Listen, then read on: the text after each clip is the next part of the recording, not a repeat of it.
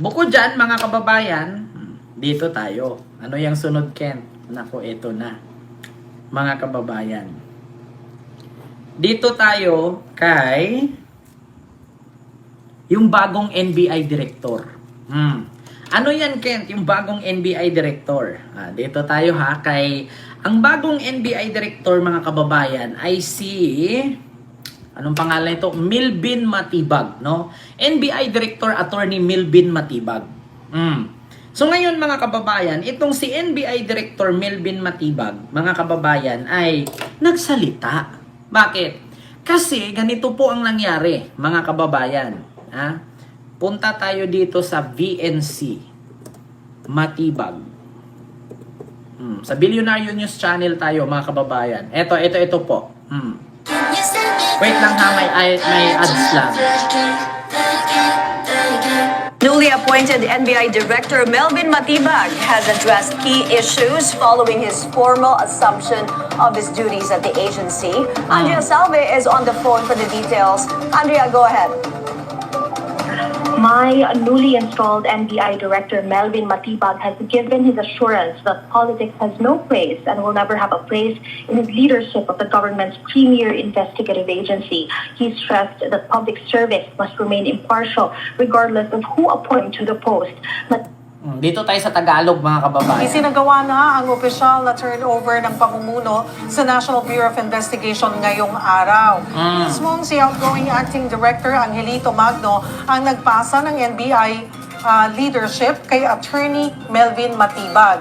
Itinalaga at nanumpa bilang bagong NBI Director si Attorney Matibag noong nakaraang linggo. Bago ito, nakilala muna si Attorney Matibag bilang dating Secretary General ng PDP Labang. Nagsilbi rin siyang Chief Executive Officer. Secretary General ng PDP Laban. Sa madaling salita, tauhan po yan ni Digong. At nagsilbi rin siyang ng National Transmission Corporation noong Administrasyong Duterte. Ngayon, mga kababayan. So ngayon, eto mga kababayan, in-issue nila ngayon.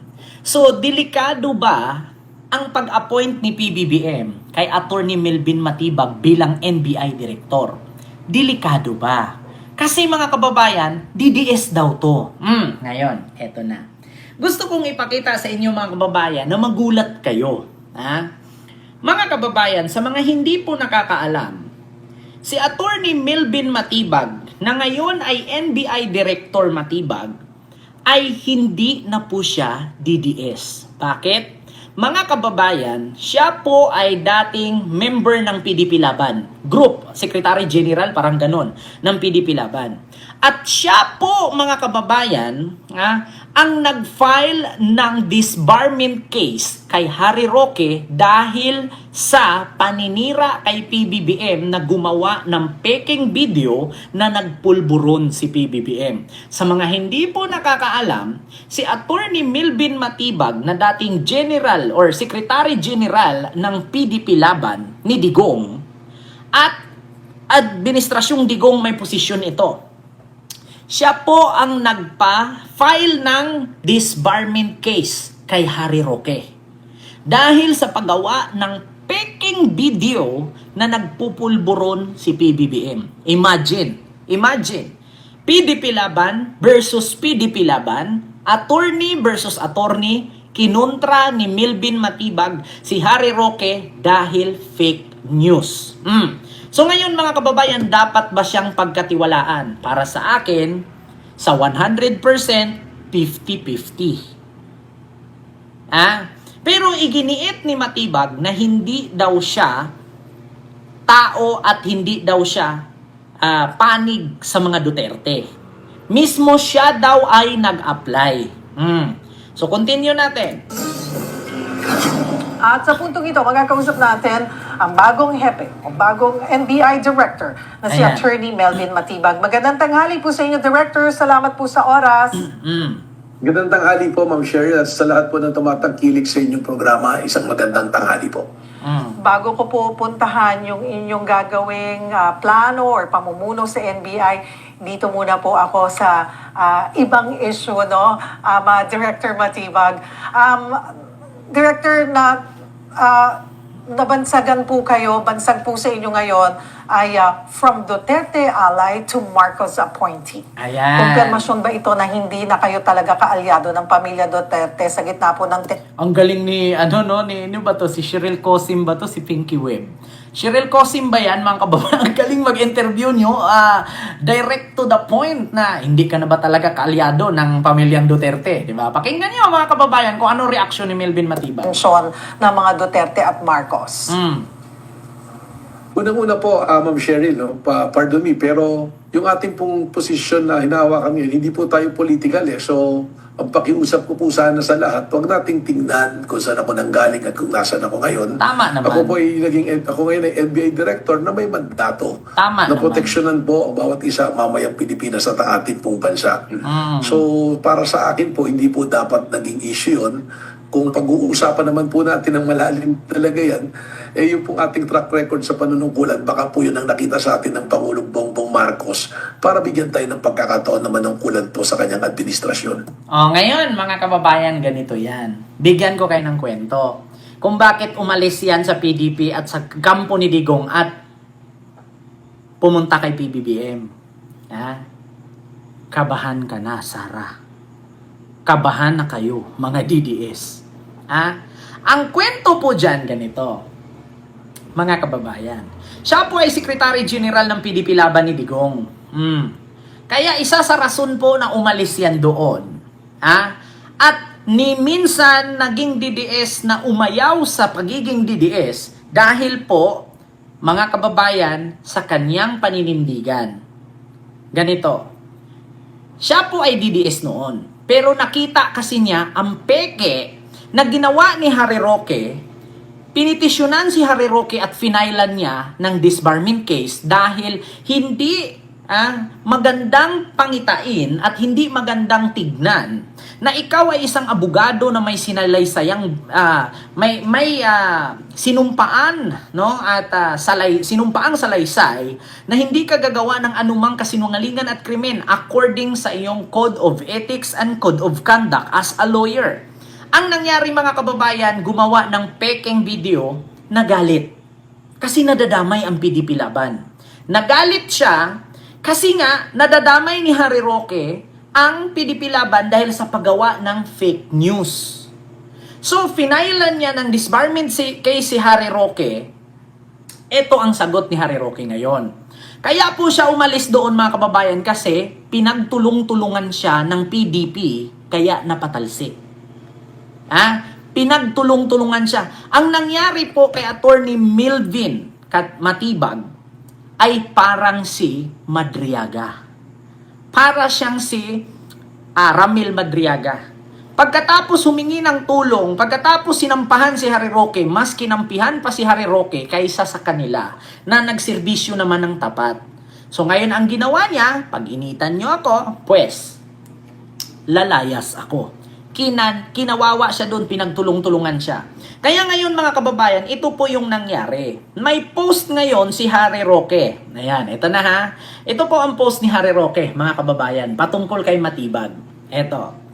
Gantimpala ang posisyon. Ayan. Binira na agad ni Harry Roque. Actually, mga kababayan, si Attorney Melvin Matibag, titirahin to ng mga DDS. Take note, 3 days from now, siguro Martes, Miyerkules, content nila to. Maniwala kayo sa akin. Si Attorney Melvin Matibag or Director Melvin Matibag ng NBI, ito ay tatargetin ng mga DDS. Una, sabi ni Harry Roque sa News 5, gantimpala ang posisyon. Pinabulaanan ni National Bureau of Investigation NBI Director Melvin Matibag, ang akusasyon ng dating presidential spokesperson Harry Roque na gantimpala ang pagkatalaga sa kanya sa ahensyang NBI. Kaugnay ito sa paghahain ni Matibag ng disbarment case laban kay Roque. Ayan na. Mga kababayan, humanda kayo dito. Ikaw, Harry Roque, putang ina mo ka, humanda ka. Initan mo si Melvin Matibag, siya ang NBI ngayon. Putang ina ka, Interpol at NBI. Yan ang close. Red notice ang dating sa'yo, Roque. Maniwala ka sa akin. Natanggap na ang gantimpala ng nagsampa ng disbarment case sa akin. Yan ang sabi ni Harry Roque. Napakahirap ng trabaho sa NBI. Parang hindi yata gantimpala. Yan ang sabi ni Melvin Matibag. Nako, ito na, Harry Roque. Nakatanggap na daw ng gantimpala si Attorney Melvin Matibag or Director Melvin Matibag ng NBI pagkatapos daw magtraidor sa PDP, ayun, na kay PBBM na. Kung ikaw ba naman, gumawa ka lang naman ng ikakabuti ng grupo ninyo. Kasi, sa totoo lang mga kababayan, sa ginawa kasi ni Harry Roque, nasisira ang PDP laban. Kasi ilang beses si Harry Roque, dawit sa Pogo. Nung ipinatawag, tumakas siya. Pangalawa, gumawa ng peking pulburon video. PDP, damay. Mga DDS politician, damay kay Harry Roque. So ngayon, ang ginawa nito ni Melvin Matibag, finailan siya ng disbarment case, si Roque. Kasi hindi maganda yan. Nadadamay ang grupo na PDP laban. Ang nangyari mga kababayan, imbis na siya, niligtas niya ang PDP laban, siya pa'y pinag-initan. Diba? Siya pa ngayon ay natalsik doon. So, ginawa niya, pues, ipatalsik niyo ako, maghanap ako ng paraan kung paano ako babangon muli. Kaya ngayon mga kababayan, kayong mga DDS, hinay-hinay. Ang makakambangga ninyo, kilala kayong lahat. Secretary General ba naman ng PDP? Sinong hindi makakaalam? Magulat kayo, yung mga sikreto ninyo, ibubulgar niya bigla, magulat kayo. Yung mga hideout ninyo, alam niya, PDP laban Secretary General siya eh. Diba? Yan ang sabi ngayon mga kababayan na weak leader si PBBM. Yan ba ang weak? Yan ba ang weak leader? Sabihan niyo ko weak? Sige. Kunin ko yung Secretary General niyo, gagawin kong NBI Director. Putang ina, sige, tignan ninyo kung saan kayo magtago ngayon. Yan ba ang sinasabi ninyong weak? Sige, sabihan nyo kung weak. Kukunin ko yung Secretary General ng PDP Laban, gawin kong NBI Director. Tignan natin kung lahat ng taguan ninyo hindi mabubulilyaso at malalaman. Diba? Tignan lang ninyo kung hindi. Tignan ninyo kung hindi kayo mabibisto at mahuhuli isa-isa. Tandaan ninyo, galing PDP yan. Continue. Kapag paumanhin niyo po, Director, hindi po kasi maalis. Alam niyo naman ngayon, maagang nagsimula ang politika, mainit na usapin. Kasi nagsimula ito nung kumalas kayo sa PDP Laban noong kasagsagan ng issue sa confidential funds ni VP Sara noong 2023. Ayan, kumalas siya doon, mga kababayan. Nung nalaman nga niya na hindi ito maganda, PDP Laban, ako dito may posisyon. Nakaw yan eh. Ayaw kong masangkot dyan sa nakawan na yan. Ano po ba ang masasabi niyo na hanggang ngayon ay issue pa rin ito at grounds pa ng impeachment sa kanya? May ads lang mga kababayan. Sabi ko nga sa inyo mga kababayan, kabahan kayo. Mga DDS, kabahan kayo. Ngayon yung sabihin weak si PBBM. Unang-una, yung dahilan po talaga na resignation ko ay doon mo sa inyo nabanggit. Yung aking pong may bahay ay siya po ang congresswoman po sa aming distrito at nung siya po ay nahalan na congresswoman after a year, she decided to join Lakas, which is the political party of the speaker at that Martin time. Romualdez, Lakas. So nung sumali po siya ng Lakas, ang sa akin pong pananaw, hindi maganda sa panlasa na ako'y mananatili pa rin miyembro ng PDP Laban. Ganun nagkakaroon na ng sigalot ang dalawang partido na yon. Kaya po ako ay bumitiw. Doon naman po sa issue ng confidential funds, baka yung binabanggit po ninyo, I wrote an article dahil nagsusulat po ako noon sa Daily Tribune objecting to the using of confidential funds sa mga agency na hindi naman po tasked for investigation. Kaya sabi ko, ang DepEd, ang Office of the Vice President, hindi dapat binibigyan ng confidential fund. Kaya umalis siya doon. Kasi dapat ang DepEd at ang Office of the Vice President, wala dapat confidential fund yan kasi may presidente naman. At ang DepEd, hindi naman siya party ng sandatahang lakas. Bakit lagyan mo ng confidential fund? Hindi naman siya parte ng intelligence. Hindi naman siya sundalo. Hindi naman siya army. Hindi naman military. So, nilagay niya doon sa kanyang artikulo. Ang nangyari mga kababayan, pinag-initan siya. Tapos ang sabi ngayon, ayun. And that is against the stand of the party at that time. So kung meron pong stand ng partido na hindi ko kayang tanggapin on my legal and personal capacity, eh, mas mabuti po siguro na ako ay umalis at ibigay dun sa mga tao na mas maniniwala sa kanila pong paninindigan, yung magkaalay po yung paninindigan. Oh, diba? May reaction po kasi dyan si Attorney Harry Roque. Ano pong masasabi nyo na reward mo raw yung appointment sa NBI, dahil nga po sa disbarment case na isinampa nyo ho sa kanya kaugnay ng Polvoron issue noong 2024? Ayan. Well, unang-una po, nire-respeto natin yung bawat pronouncement at opinion ng bawat isa. Yung pronouncement po ng dating Secretary Roque, nire-respeto po natin yan. Lamang po, ang para sa akin po, para sabihin niya na reward, siguro po maganda tingnan yung track record ko nung ako'y nanungkulan sa gobyerno. Hindi naman po ako Ayan. nanungkulan lang sa gobyerno ng dating administrasyon ni Pangulong Duterte. Pati po sa administrasyon ng dating Pangulong Gloria Macapagal Arroyo. Oh, kita nyo? Yan ang mga taong dapat pagkatiwalaan. Bakit? Panahon ni Gloria, hindi kurap. Panahon ni Digong, hindi kurap. Kaya nga wala silang mabutas dito eh. Sa panahon ni Gloria, walang mabutas sa kanya kasi hindi nga siya kurap. Sa panahon ni Digong, walang mabutas sa kanya kasi hindi nga siya kurap. Kaya kung kahit saan siya pupunta, tatanggapin talaga siya. Kasi wala naman siyang record eh. Diba? Yan mga kababayan, hindi matanggap ng mga DDS kung bakit siya ginawang NBI director kasi hindi nga siya kurap. Is yung pagnanakaw, is yung katiwalian, is yung buwaya, is yung kawatan, wala. Kung ikaw naman walang issue, malamang tanggap ka. Diba? Oh. Wala naman siyang issue pagnanakaw, wala naman siyang issue kung ano-ano. Eh di ngayon ang problema dyan mga kababayan, paano ang mga DDS niyan? Good luck sa inyong lahat. Nako, patay kayo dyan. Diba? Ito po'y nanungkulan na rin.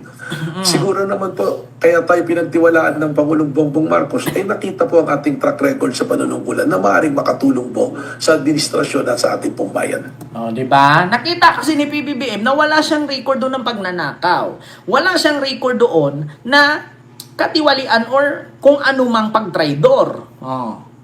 Kaya, pasok. Oh. Eh, ang tanong ngayon, dapat ba siyang matakot o ang mga DDS ang matakot sa kanya? Tingnan mo, Harry Roque. Sasabihin mo pa, reward ni PBBM yan.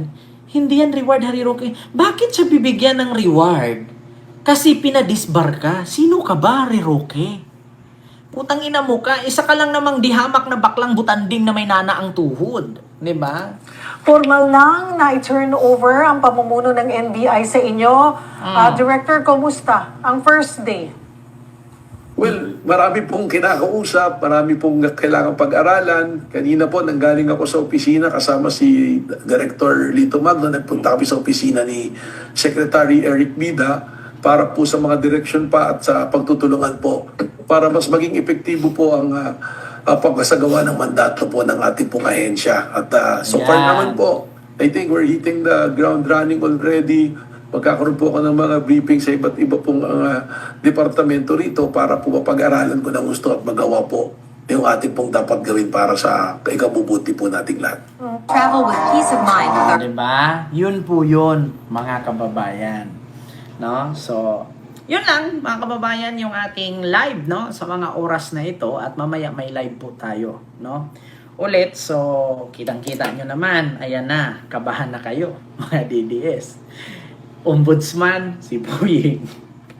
NBI, si Matibag. DOJ. Patay kayo niyan. Nga kayong lahat. Nako. Ngayon ninyo sabihing weak si PBBM. Patay kayo. Yung pinalit sa NBI, matapang. Binangga ang mga DDS. Ngayon, subukan ninyong banggain. Na, subukan ninyong banggain, lahat kayo kilala. Di ba? Patay kayo. Ngayon yung sabihang weak si PBBM. Siyempre, pipiliin ko kayo NBI director. Bakit? Lahat naman ang kumalaban sa akin, kilala mo lahat yan. Imposibleng hindi mo mahuli. Alam mo naman mga pasikot-sikot, naging kasamahan mo yan eh. Imposible namang hindi mo alam. 'Di ba? So yun lang mga kababayan. Maraming salamat po, no?